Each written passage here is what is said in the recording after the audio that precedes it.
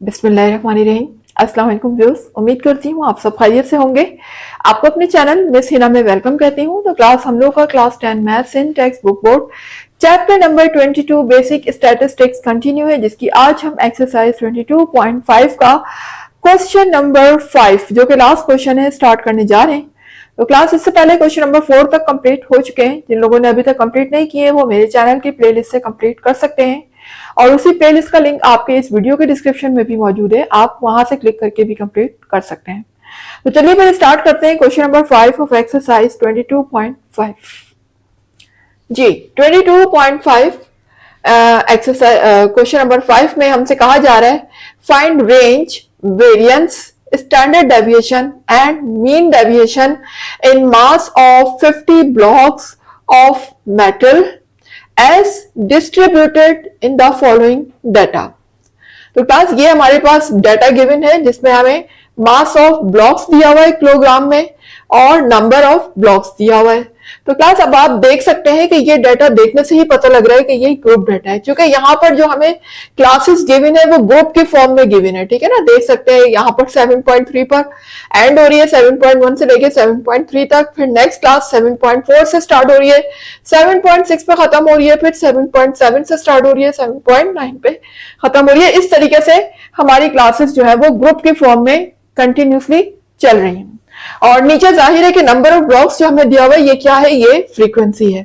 तो ये फ्रीक्वेंसी है और ऊपर हमें जो क्लास इंटरवल गिवन है वो ग्रुप के फॉर्म में है। तो दिस इज कंटिन्यूस डाटा और कंटिन्यूस डाटा भी कौन सा है, ये ग्रुप डाटा। तो क्लास ये हमारा ग्रुप डाटा है और इसमें से हमें फाइंड करना है रेंज, वेरिएंस। तो फाइंड कर लेते हैं, लेकिन अब आप देख सकते हैं कि यहाँ पर जो जो कॉलम रिक्वायर्ड होंगे वो सब आपके सामने मैंने डिजाइन कर लिए हैं। ये तमाम कॉलम हम वन बाय वन फिल करेंगे। तो देख सकते हैं यहाँ फ्रीक्वेंसी का कॉलम है, ये क्लास इंटरवल का कॉलम है। तो लेकिन इन सब कॉलम को फिल करने से पहले हमें क्या फाइंड करना है, रेंज। तो सबसे पहले तो हम रेंज फाइंड कर लेते हैं। तो क्लास रेंज का जो हमारा फॉर्मूला होता है वो आपके सामने है। Range is equal to upper class boundary final. देखिए यहाँ पर जो छोटा सा एफ मैंने लगाया हुआ है इसका मतलब है final minus lower class boundary initial. I लगा हुआ है यहाँ पर, आई का मतलब इनिशियल है। अब फाइनल और इनिशियल क्या है ये आपको मैं बता देती हूँ। तो क्लास देखिए यहाँ पर जो मेरी क्लास इंटरवल चल रही है, ये जो जहां से स्टार्ट हो रही है, ये वाली जो वैल्यू है यहां से स्टार्ट हो रही है ना, वैल्यू 7.1 से, this value is called initial. और जहां पर खत्म हो रही है ये हमारी वैल्यू क्या कहलाती है, फाइनल। ठीक है, अब यहां पर मुझे लोअर क्लास बाउंड्री और अपर क्लास बाउंड्री फाइंड करने के लिए सबसे पहले मुझे क्या चाहिए होगा, डी चाहिए होगा। क्योंकि अगर मैं lower class boundary final find करती हूं तब भी मुझे डी चाहिए, lower class boundary initial find करती हूं तब भी मुझे डी चाहिए। D for difference between the classes और you can say space between the classes. तो क्लास ये बात आपको ऑलरेडी बता चुकी हूं कि डी फाइंड करने के मेथड डिफरेंट होते हैं। ग्रुप डाटा के लिए अलग तरीके से डी फाइंड होता है, जबकि अनग्रुप के लिए डी फाइंड करने का मेथड दूसरा है। तो चूंकि ये हमारा डाटा ग्रुप डाटा है तो यहाँ पर डी फाइंड करने का ये फॉर्मूला आपके सामने लिखा हुआ है, इसको नोट कर लें। पहले भी लिखवा चुकी हूं कि किस तरीके से ग्रुप डाटा से हम डी फाइंड करते हैं, दोबारा लिखवा दिया है। तो देखिए यहाँ पर डी फाइंड करने का जो मेरा फॉर्मूला है वो है lower class limit of second class minus upper class limit of first class. तो देखिए ये मेरे पास क्लासेस है, this is first class, second, third, fourth, fifth, six, seventh. ठीक है, अब इसमें लोअर क्लास लिमिट कौन सी है, अपर क्लास लिमिट है कौन सी है, ये तो आपको शुरू से मैं बताती आ रही हूं। ये जितनी भी यहां पर लिखी हुई है ये सब लोअर क्लास लिमिट है और जो यहां पर लिखी हुई है राइट हैंड पे ये सब अपर क्लास लिमिट को शो कर रही है।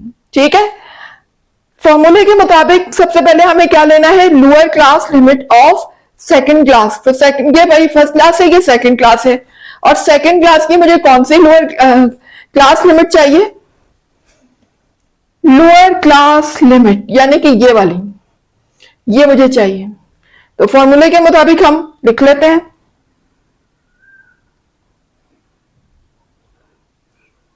जी लोअर क्लास लिमिट मेरी सेकंड क्लास की है 7.4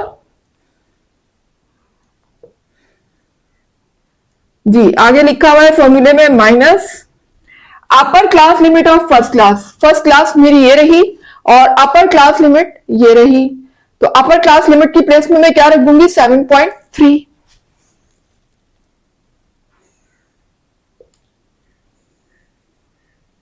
जी जब हम 7.4 में से माइनस करेंगे 7.3 को तो मेरी वैल्यू आ जाएगी 0.1। डी मेरे पास क्या आ जाएगा 0.1।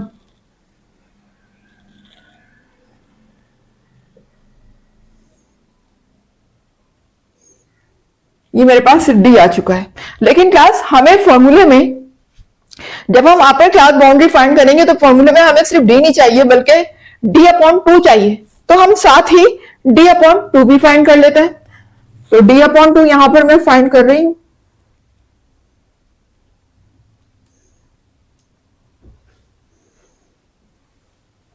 उसके लिए मैं क्या करूंगी, ऊपर डी की वैल्यू रखूंगी 0.1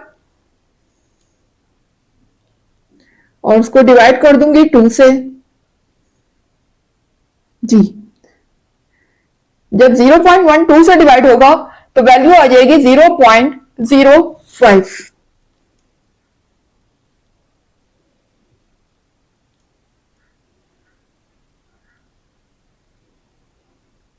जी ये मेरे पास क्या आ चुका है डी अपॉन 2।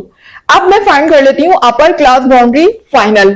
तो अगर मैं अपर क्लास बाउंड्री फाइनल फाइंड करूंगी तो इसका मतलब जो मैं अपर क्लास लिमिट लूंगी वो भी क्या लूंगी, फाइनल ही लूंगी ना।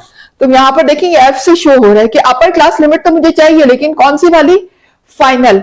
फाइनल से मुराद जो सबसे लास्ट में दी थी ना वैल्यू, अपर क्लास लिमिट की सबसे लास्ट वैल्यू कौन सी है 9.1, तो मैं ये वाली वैल्यू लूंगी। ठीक है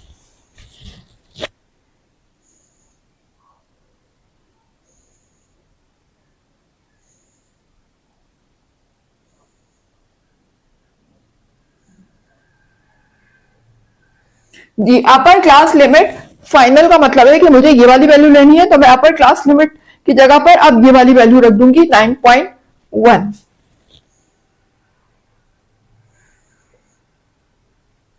और उसमें प्लस कर दूंगी डी अपॉन 2 को। तो डी अपॉन 2 हम ऑलरेडी यहां पर फाइंड कर चुके हैं। डी अपॉन 2 की वैल्यू क्या आ रही है 0.05।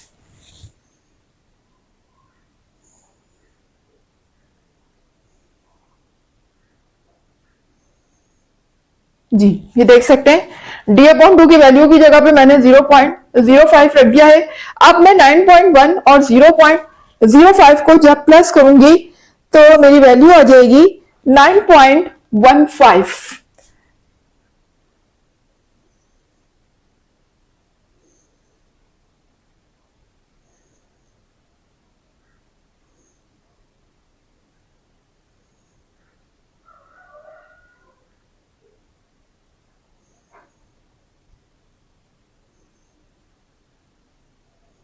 9.15 ये क्या आ गई मेरी अपर क्लास बाउंड्री, कौन सी आई है फाइनल। ये मैंने एफ से रिप्रेजेंट करा हुआ है नीचे, एफ फॉर फाइनल।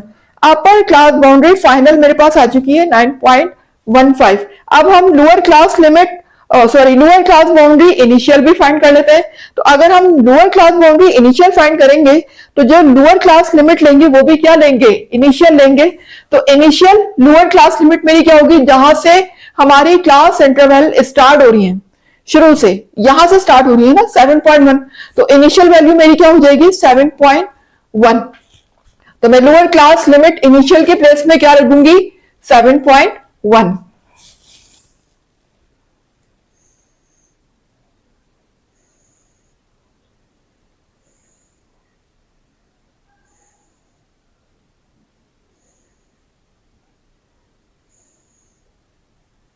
और इसमें माइनस कर दूंगी डी अपॉन 2 और डी अपॉन 2 हम ऑलरेडी यहां पर फाइंड कर चुके हैं, दैट इज 0.05।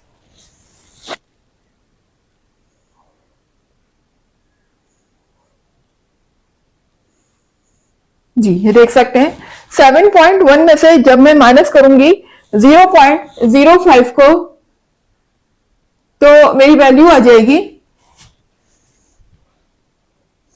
7.05। ठीक है 7.1 में से जब मैं 0.05 को माइनस करूंगी तो वैल्यू क्या आ रही है 7.05।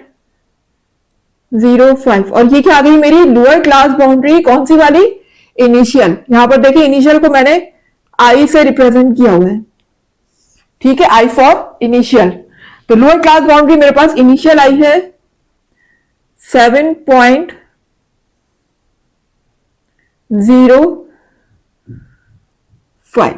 ठीक है, ये मेरे पास आ चुकी है लोअर क्लास बाउंड्री इनिशियल और ये आ चुकी है लोअर क्लास बाउंड्री फाइनल। दोनों ही वैल्यू आ चुकी है, इनिशियल भी और फाइनल भी। अब हम फाइंड कर लेते हैं रेंज। तो रेंज के फॉर्मूले में पहले क्या है, अपर क्लास बाउंड्री पहले, अपर क्लास बाउंड्री फाइनल पहले है और फिर उसमें से माइनस करना है मुझे लोअर क्लास बाउंड्री इनिशियल को। दोनों ही वैल्यू फाइंड कर चुके हैं, फॉर्मूले में पुट करते हैं और फाइंड कर लेते हैं रेंज।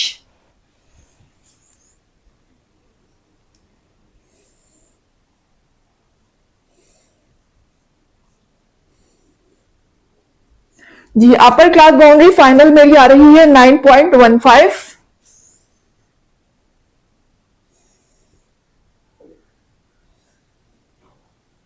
जबकि अपर क्लास बाउंड्री इनिशियल मेरी आ चुकी है 7.05।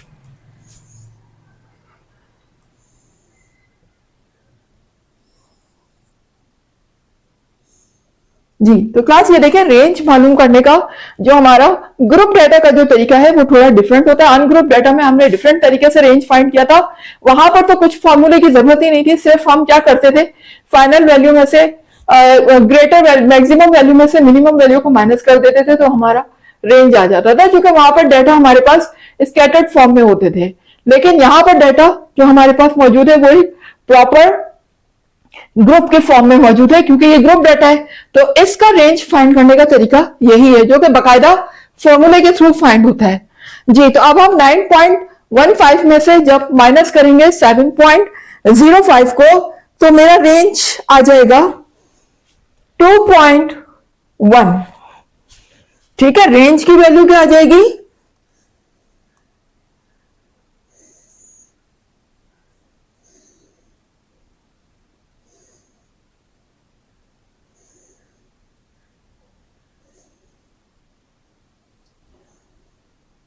2.1, ये मेरा आ चुका है रेंज, ठीक है।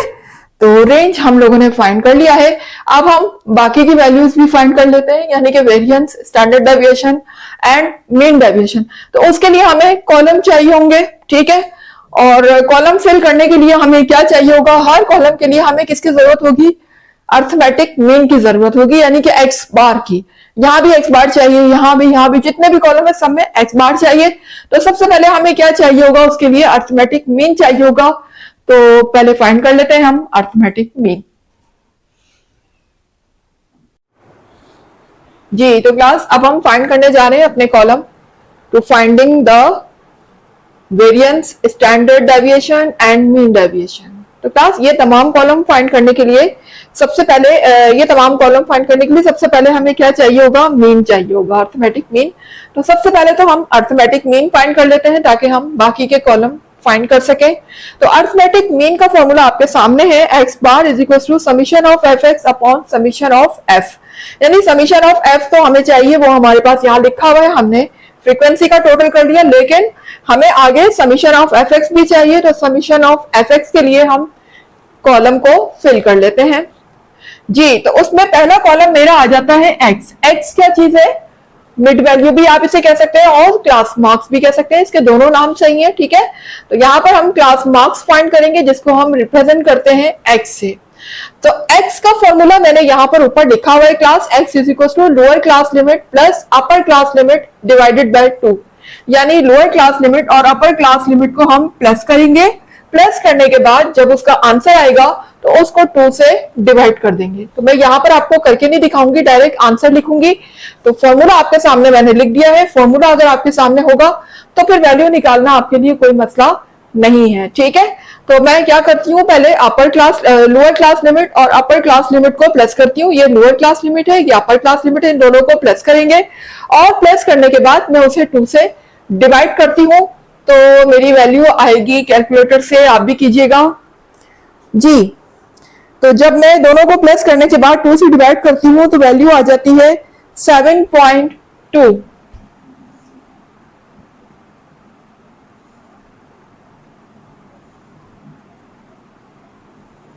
ठीक है। इसी तरीके से जब ये वाली लोअर क्लास लिमिट और अपर क्लास लिमिट को मैं प्लस करूंगी और उसे 2 से डिवाइड करूंगी तो मुझे वैल्यू मिलेगी 7.5।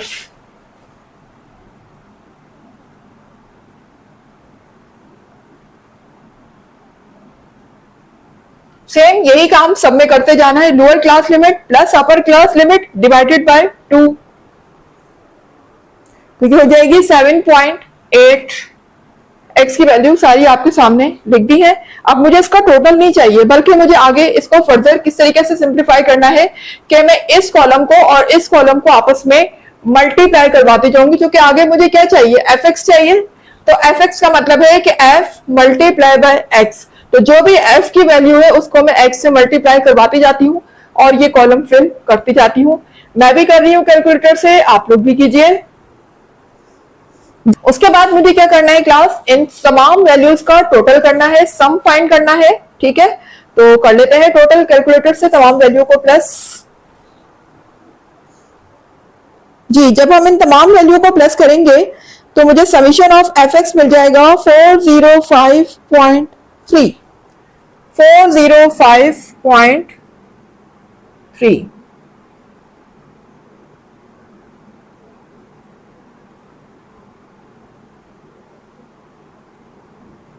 ये देख सकते हैं। ठीक है, ये मुझे क्या मिल चुका है, समीशन ऑफ एफ एक्स। अब हम बाकी के कॉलम भी फाइंड कर लेते हैं, लेकिन उससे पहले हम फाइंड करेंगे मीन, यानी कि एक्स बार। तो एक्स बार फाइंड करने के लिए हमें दो ही चीजें चाहिए थी, एक समीशन ऑफ एफ एक्स और दूसरा समीशन ऑफ एफ। दोनों ही चीजें हमें यहाँ मिल चुकी हैं, समीशन ऑफ एफ भी हमारे सामने है और समीशन ऑफ एफ एक्स भी हम फाइंड कर चुके हैं। तो दोनों ही वैल्यू को फॉर्मूले में पुट कर देते हैं और फाइंड कर लेते हैं अर्थमेटिक मीन।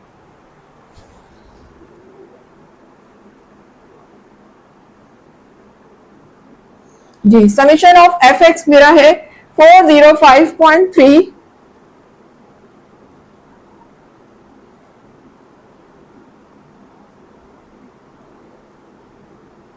डिवाइड कर देंगे इसको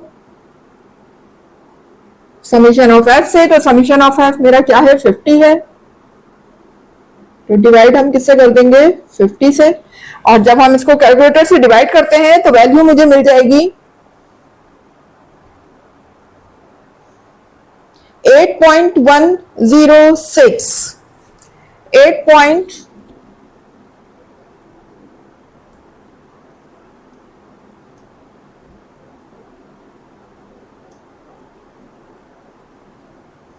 8.106। ठीक है, तो क्लास अब देखें यहां पर जो है मीन मेरा बहुत बड़ा आ रहा है 8.106। तो हम इसको एक काम करते हैं, राउंड ऑफ कर लेते हैं, ताकि जब हम आगे माइनस करेंगे वैल्यू को तो हमारे लिए माइनस करना इजी रहेगा। ठीक है, तो हम पॉइंट के बाद सिर्फ एक डिजिट ले लेते हैं, तो उसके लिए क्या होगा कि फिर हमारे लिए माइनस करना हमारे लिए आसान हो जाएगा। आप चाहें तो पूरी वैल्यू भी ले सकते हैं, कोई इश्यू नहीं है, लेकिन मैं इस वैल्यू को और कम कर सकती हूँ। पॉइंट के बाद सिर्फ एक डिजिट तक लेना चाह रही हूँ, तो मैं बाकी डिजिट को यहाँ से रिमूव कर दूंगी। तो कैसे रिमूव करूंगी, राउंड ऑफ करना आपको आता है कि 1 के बाद अगर कोई वैल्यू मेरी 5 से लेस लिखी हुई है तो वैसे ही रिमूव हो जाएगा, 1 पे कोई असर नहीं पड़ेगा। लेकिन अगर 1 के बाद वैल्यू जो है वो 5 से ग्रेटर होती या 5 होती तो फिर हम 1 में 1 प्लस करते हैं। ठीक है, तो लेकिन अभी 1 के बाद 0 है, तो 0 चूंकि लेस देन 5 है तो वो वैसे ही रिमूव हो जाएगा और 1 पे कोई फर्क नहीं पड़ेगा। तो हम पॉइंट के बाद सिर्फ इसको 1 डिजिट तक ले लेते हैं, तो हमारा एक्स बार हो जाएगा 8.1। ठीक है, अब हमारा एक्स बार क्या आ चुका है, 8.1। और हमने 3 डिजिट्स नहीं लिए बल्कि पॉइंट के बाद सिर्फ 1 डिजिट को लिया है। अब हम फाइंड कर लेते हैं अपने बाकी के कॉलम, जो कि है x माइनस एक्स बार का स्क्वायर। तो यहाँ पर x क्या होगा, ये देखेंगे, ऑलरेडी मैं x फाइंड कर चुकी हूँ आपके सामने। तो हर x वैल्यू में से मुझे माइनस क्या करना होगा, x बार को, यानी कि 8.1 को। तो आप देखें यहाँ पर सबके बाद पॉइंट के बाद 1 ही डिजिट लिया हुआ है। ठीक है, x में, तो डेट्स वाई इसीलिए मैंने x बार के बाद भी पॉइंट के बाद 1 ही डिजिट लिया, ताकि आपके लिए माइनस करना आसान हो जाए। जी, तो अब आपने बहुत देखभाल के सोच समझ के माइनस करना है। याद रखिएगा यहाँ पर इतने सारे कॉलम है, एफ एक्स भी है, एक्स भी है, एफ भी है। आपने इस वाले कॉलम को कंसीडर करना है। ठीक है, यानी x की वैल्यू आपने ये लेनी है और x बार जो आपने ये फाइंड किया है 8.1 ये लेना है। तो हर x वैल्यू को मुझे माइनस किस में से करना है, 8.1 में से। तो पहली x की वैल्यू मेरे पास क्या है, 7.2। 7.2 को जब मैं माइनस करूंगी 8.1 से तो मुझे वैल्यू मिल जाएगी माइनस 0.9, माइनस 0.9। वैल्यू माइनस में आएगी क्योंकि जाहिर है कि जो मेरी x की वैल्यू है वो स्मॉलर है जबकि x बार ग्रेटर है। तो आप देख सकते हैं कि x की वैल्यू स्मॉलर है और x बार ग्रेटर है, तो इसका मतलब माइनस जो लगा हुआ है वो किसके साथ लगा हुआ है, x बार के साथ। तो वैल्यू जो मेरी रिमेनिंग बचकर आएगी वो भी किसमें होगी, माइनस में होगी। इस चीज का बहुत ख्याल रखना है, साइनों का बहुत ख्याल रखिएगा, ठीक है। उसके बाद देखिए जब मैं माइनस करती हूँ ये वाली x की वैल्यू में से, यानी 7.5 में से माइनस करूंगी x बार को यानी 8.1 को, तो मुझे वैल्यू मिल जाएगी माइनस 0.6।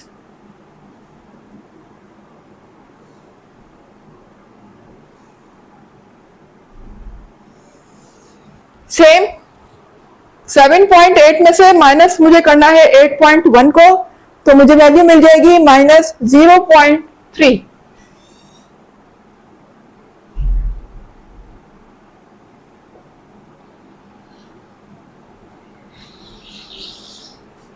आगे भी यही काम करेंगे। 8.1 से 8.1 में से जब मैं माइनस करूंगी 8.1 को तो वैल्यू मुझे क्या मिलेगी, 0 मिलेगी। जाहिर है दोनों क्या हो जाएंगे, कैंसिल हो जाएंगे क्योंकि सेम वैल्यू है।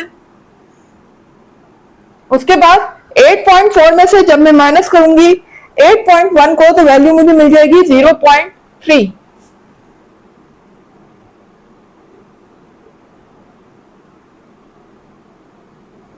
उसके बाद 8.7 में से माइनस करना है 8.1 को, तो मुझे वैल्यू मिल जाएगी 0.6।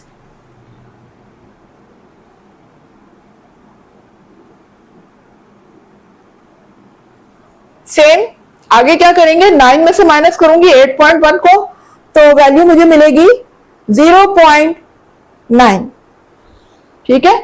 9 में से माइनस करूंगी 8.1 को तो वैल्यू आ जाएगी 0.9।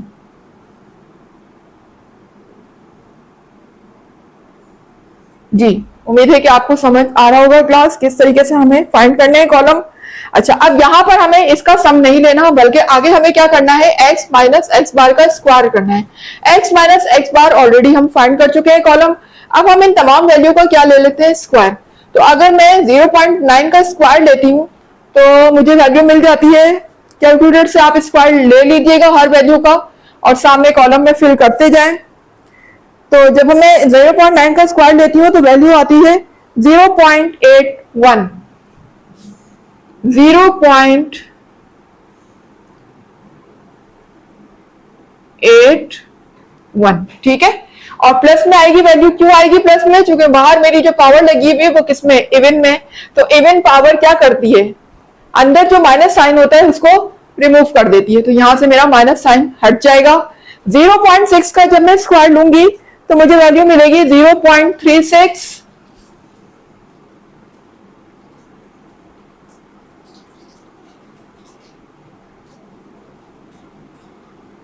सेम 0.3 का भी स्क्वायर लेना है तो 0.3 का जब स्क्वायर आएगा तो ये हो जाएगा 0.09।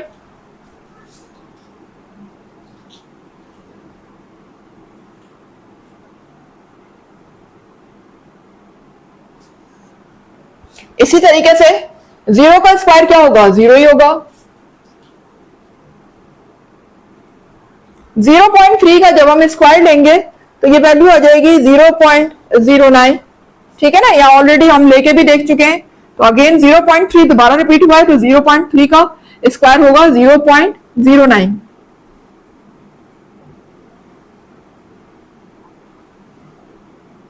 उसके बाद 0.6 का स्क्वायर मुझे मिलेगा 0.36। देखिए ऊपर भी ले चुके हैं हम, इसी को कॉपी कर दीजिए।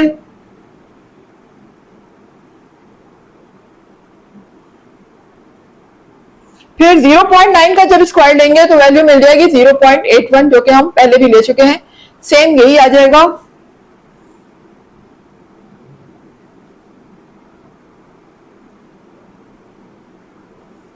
ये देख सकते हैं तमाम वैल्यू का स्क्वायर ले चुकी हूं मैं x माइनस एक्स बार का।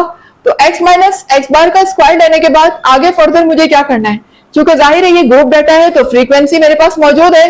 तो आपको पता है कि तमाम वैल्यू लेने के बाद हम लास्ट में क्या करते हैं, उसको फ्रीक्वेंसी से मल्टीप्लाई भी करवाते हैं। यानी जब मैंने इसका स्क्वायर ले लिया तो मैं हर वैल्यू को किससे मल्टीप्लाई करवा दूंगी, f से, फ्रीक्वेंसी से।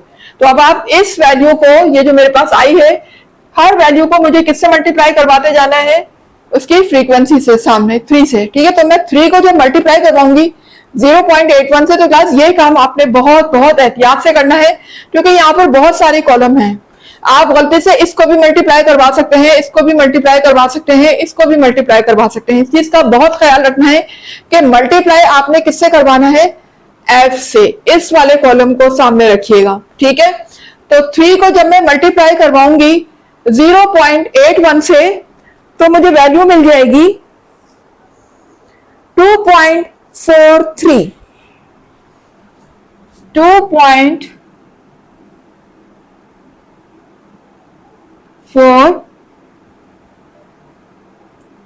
ठीक है, इसी तरह से सेकंड वैल्यू मेरे पास क्या है, 0.36। इसको मुझे मल्टीप्लाई किससे करवाना है, सेकेंड फ्रीक्वेंसी से, यानी कि 5 से। तो 5 मल्टीप्लाई होगा 0.36 से, तो मुझे वैल्यू मिल जाएगी 1.8।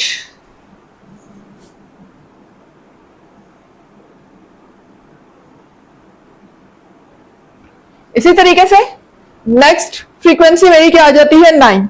9 को मुझे अब मल्टीप्लाई करवाना है 0.09 से, तो वैल्यू मुझे मिल जाएगी 0.81।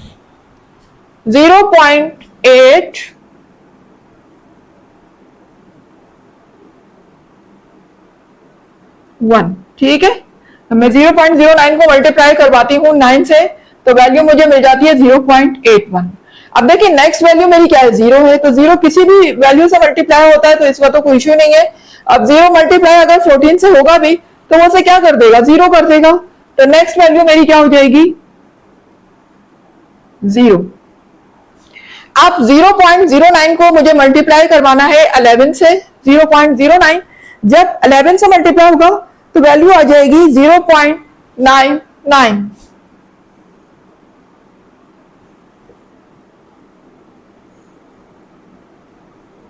ठीक है, उसके बाद नेक्स्ट वैल्यू मेरी क्या है, 0.36। 0.36 जब 6 से मल्टीप्लाई होगा तो वैल्यू आ जाएगी 2.16। 2.16। ठीक है, उसके बाद नेक्स्ट क्या वैल्यू बची है मेरे पास, 0.81।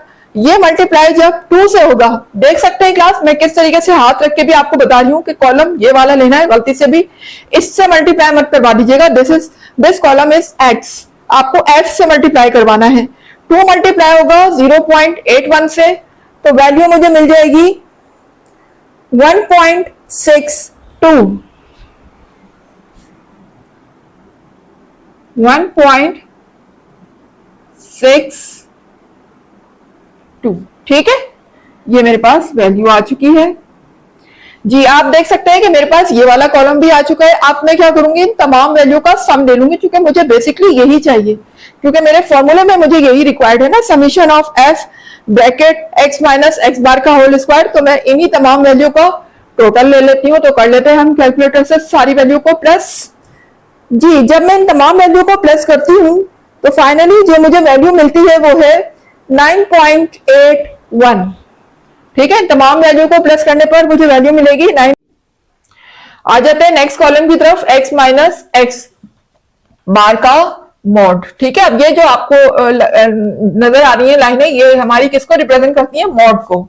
तो यहां पर जब हम इनका मॉड लेंगे, ठीक है, तो हमें किसका मॉड लेना है, x माइनस एक्स बार। तो x माइनस एक्स बार का कॉलम ये रहा मेरा। ठीक है, तो अब मॉड क्या क्या काम है, आपको पता है मॉड क्या करता है। मॉड क्या करता है, सिर्फ सिंपल उसको जो भी माइनस में वैल्यू होगी उसको प्लस में कन्वर्ट कर देता है, और जो प्लस में होंगी सेम वो वही रहेंगी। ठीक है, बस उसका काम सिर्फ और सिर्फ माइनस को प्लस में कन्वर्ट करना है। तो जो वैल्यू माइनस में है वो तो चेंज होकर प्लस में हो जाएंगी, लेकिन जो वैल्यू प्लस की है वो तो हम एज इट इज कॉपी कर देंगे। तो कर देते हैं, देखें ये वैल्यू माइनस की है, अब ये चेंज होकर यहाँ पर प्लस की हो जाएगी तो 0.9 हो जाएगा। इसी तरह से नेक्स्ट 0.6 हो जाएगा। ठीक है, फिर ये माइनस की वैल्यू है तो ये 0.3 हो जाएगा। उसके बाद 0 तो 0 ही रहेगा। आगे देख लें, 0.3 प्लस का है तो इसमें कोई फर्क नहीं पड़ेगा, एज इट इज कॉपी कर देते हैं।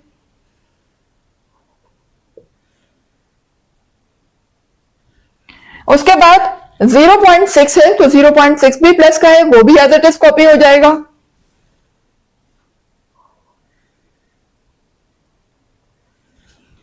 फिर 0.9 है, ये भी प्लस है, इसको भी हम कॉपी कर लेंगे।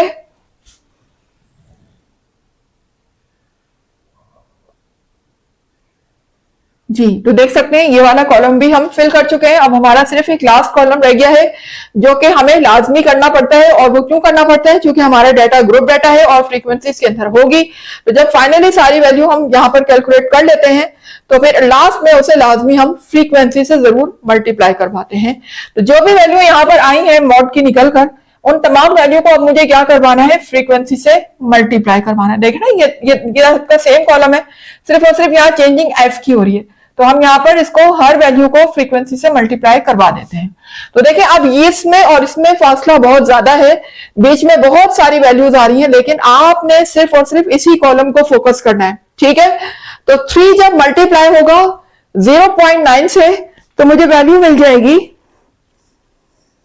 2.7।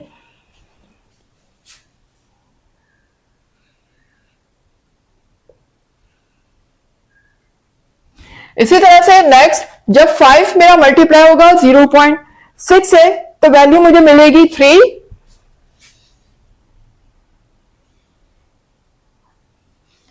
जी, यहां पर देखते जाए, नेक्स्ट वैल्यू मेरी क्या है? 0.3। और इसी लाइन में फ्रीक्वेंसी में क्या लिखा हुआ है? 9। 9 को मुझे अब मल्टीप्लाई किससे करवाना है? 0.3 से, तो वैल्यू मुझे मिल जाएगी 2.7।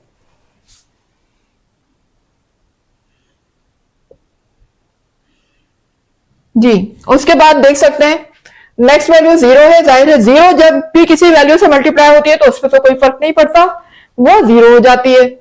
0 उस वैल्यू को भी 0 कर देता है तो यहां पर 0 हो जाएगा। अब नेक्स्ट वैल्यू मेरे पास क्या है? 0.3। 0.3 के सामने देखें फ्रीक्वेंसी में क्या लिखा हुआ है? 11। तो 11 को जब मैं 0.3 से मल्टीप्लाई करूंगी तो वैल्यू मुझे मिलेगी 3.3।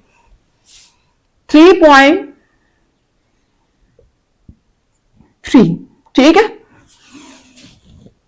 उसके बाद नेक्स्ट वैल्यू मेरी है 0.6। 0.6 को मुझे मल्टीप्लाई किससे करवाना है? 6 से।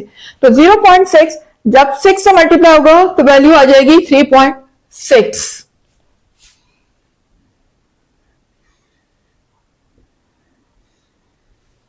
जी, 0.9 अब रह गई ये वैल्यू। तो 0.9 को मल्टीप्लाई मुझे करवाना है 2 से, तो वैल्यू मुझे मिल जाएगी 1.8। ठीक है, वैल्यू आ जाएगी 1.8। और अब लास्ट में हम क्या करेंगे? इन तमाम वैल्यू का टोटल करेंगे, इन तमाम वैल्यू को प्लस करेंगे कैलकुलेटर से, और फाइनली हम हासिल करेंगे वैल्यू को समीशन ऑफ एफ। ठीक है, mod x minus summation of F x minus x bar का मॉड। ठीक है, तो इन तमाम वैल्यू को हम प्लस कर लेते हैं कैलकुलेटर से। तो जब हम प्लस करेंगे तमाम वैल्यू को तो फाइनली जो वैल्यू मुझे मिलेगी वो होगी 17.1।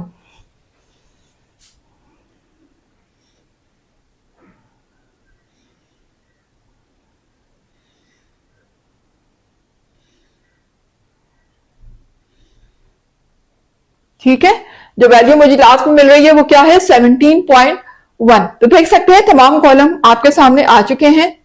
जो जो मुझे रिक्वायर्ड थे वेरिएंस के लिए, स्टैंडर्ड डेविएशन के लिए और मेन डेविएशन के लिए, वो तमाम कॉलम में फाइंड कर चुकी हूं। अब मैं 1 बाय 1 हर वैल्यू को फाइंड कर लेती हूं, जिसमें मेरा इंक्लूड है वेरिएंस, स्टैंडर्ड डेविएशन और मेन डेविएशन। तो वेरिएंस का फॉर्मूला आपके सामने है। ठीक है, इसको हम रिप्रेजेंट किससे करते हैं? सिग्मा स्क्वायर से। ये बात आपको शुरू से बता रही हूं कि वेरिएंस को सिग्मा स्क्वायर से रिप्रेजेंट किया जाता है, जबकि स्टैंडर्ड डेविएशन को सिर्फ सिग्मा से रिप्रेजेंट करते हैं। और मेन डेविएशन को मैंने शॉर्ट में लिखा है M for mean dot deviation. ठीक है, तो क्लास अब हम तमाम वैल्यू को पुट कर लेते हैं। देखें summation of F x minus x bar का होल स्क्वायर ये हम यहां पर फाइंड कर चुके हैं। तो ये वैल्यू को उठाकर मैं रखती हूँ फॉर्मूले में और फाइंड कर लेती हूँ वेरिएंस।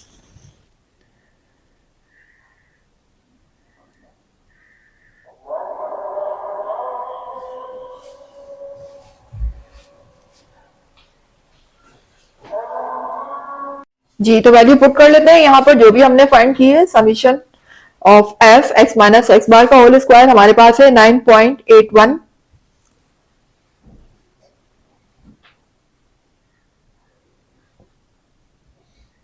और इसको डिवाइड कर देंगे हम समीशन ऑफ एफ से। तो समीशन ऑफ एफ मेरा है 50, तो हम इसे डिवाइड कर देते हैं 50 से।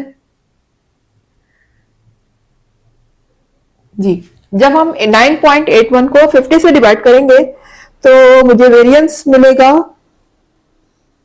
0.196 0.196।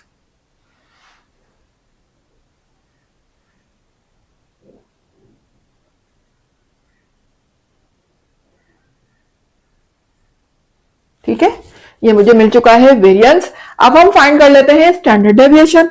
तो क्लास स्टैंडर्ड डेविएशन फाइंड करना बहुत ही आसान है, क्योंकि उसके लिए हमें कुछ भी कैलकुलेट नहीं करना पड़ता, सिर्फ बस इतना करना पड़ता है जो भी हमारा वेरिएंस आया होता है उसका हम स्क्वायर रूट ले लेते हैं। देखिए फॉर्मूला अंदर सेम वही है जो कि यहाँ लगा हुआ है, सिर्फ और सिर्फ क्या है चेंजिंग कि उसके ऊपर रूट आ गया है। तो हम जो भी वैल्यू हमारे पास आई है वेरिएंस की, हम उस वेरिएंस की उसका हम ले लेते हैं रूट, यानी मैं 0.196 का रूट ले लूंगी तो मुझे स्टैंडर्ड डेविएशन मिल जाएगा। तो ले लेते हैं रूट।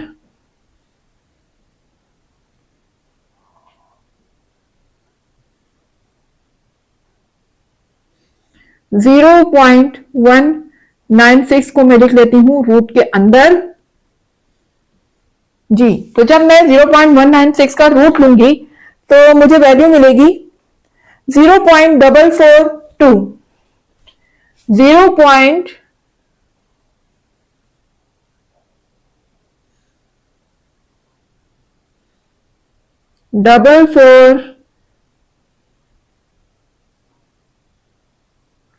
ठीक है, ये मुझे क्या मिल चुका है स्टैंडर्ड डेविएशन। तो देखिए हमने वेरिएंस भी फाइंड कर लिया, स्टैंडर्ड डेविएशन भी फाइंड कर लिया। अब लास्ट हमारा क्या रह गया है मीन डेविएशन। तो मीन डेविएशन भी फाइंड कर लेते हैं। फॉर्मूला आपके सामने है, mean deviation is equal to summation of F x minus x bar का mod divided by summation of f, जो कि हम ऑलरेडी इसका सम फाइंड कर चुके हैं। यहाँ पर फॉर्मूले में वैल्यू को पुट करते हैं।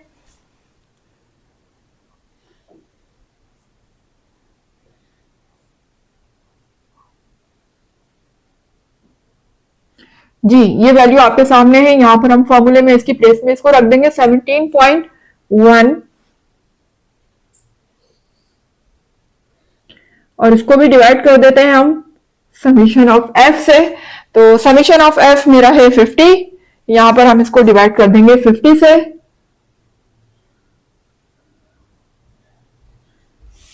जी जब 17.1 डिवाइड होगा 50 से तो मुझे मेन डेविएशन की वैल्यू मिल जाएगी 0.342 0.342। ये मेरा क्या आ चुका है मीन डेविएशन।